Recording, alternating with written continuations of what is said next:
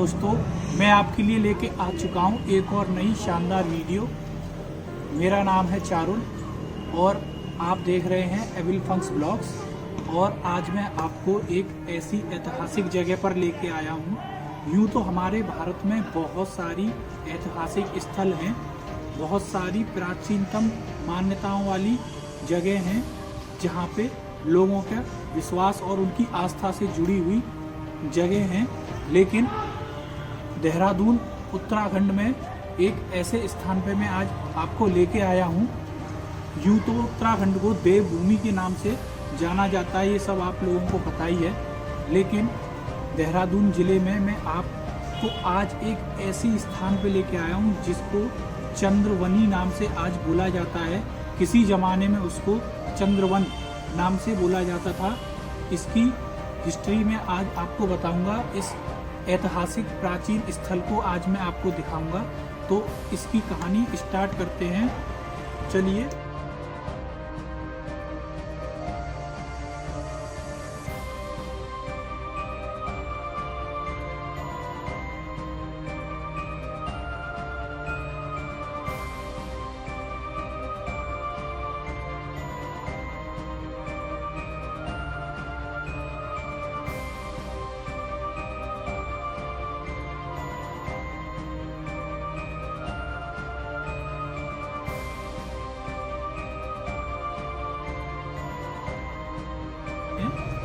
तो जो अहिल्या जी थी, जो पत्थर की बनती हैं, वो बोला जाता है कि जो श्राप लगा था वो इसी स्थान पे श्राप लगा था।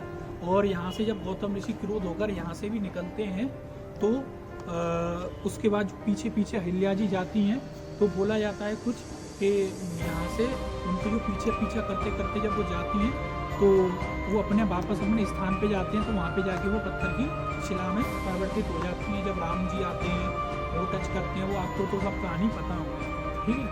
जैसा कि हमने आप लोगों को दिखाया, मैं आज इस स्थान पे आया हूँ। इस स्थान का नाम है चंद्रवनी।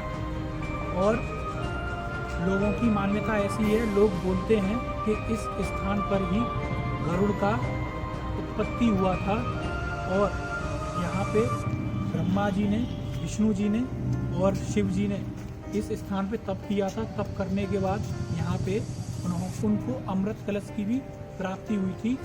तो जो गरुड़ थे वह यहाँ से अमृत कलश को उठाकर और हिमालय लेके गए थे, जहाँ पे समुद्र मंथन हुआ था। उस स्थान पे यहीं से गरुड़ देव उस अमृत कलश को लेके गए थे। यही वो स्थान है। और कुछ इस तरीके से भी बोला जाता है कि जो अंजना माता थी, उन्होंने हनुमान जी को यहीं पे जन्म दिया था।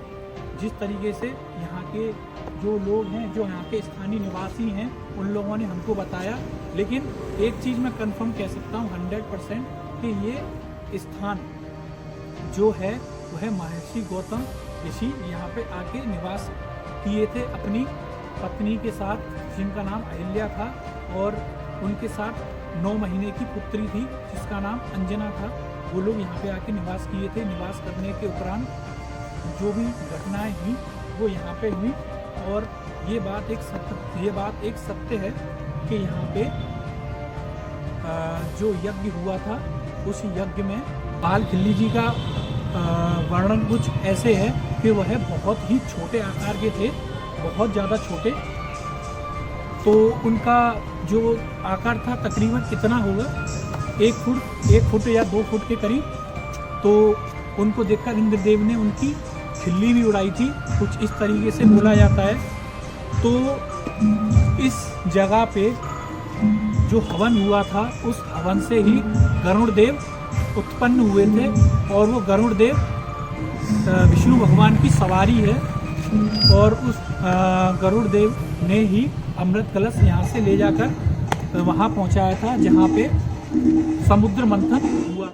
और आप लोगों को बता दें, यहाँ पे एक गौतम कुंड है।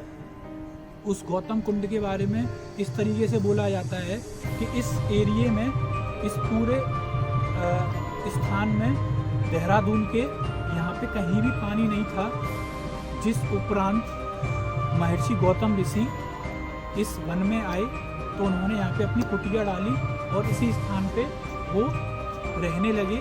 तो यहाँ पे पानी नहीं था, इसके उपरांत ही उनको हरिद्वार गंगा जी में स्नान करने जाना पड़ता था। तो इस बात से गंगा जी यहाँ पे स्वयं प्रकट हुई और उन्होंने बोला कि आपको कहीं और जाने की जरूरत नहीं है, इतनी ज़्यादा दूर आप भ्रमण करके जाते हो फिर वापस आते हो। इसकी वजह से गंगा माता ने यहाँ पे स्वयं इस क्षेत्र में प्रकट होके यहाँ पे उद्गम किया है। इस कुंड को इसीलिए गौतम कुंड नाम से जाना जाता है।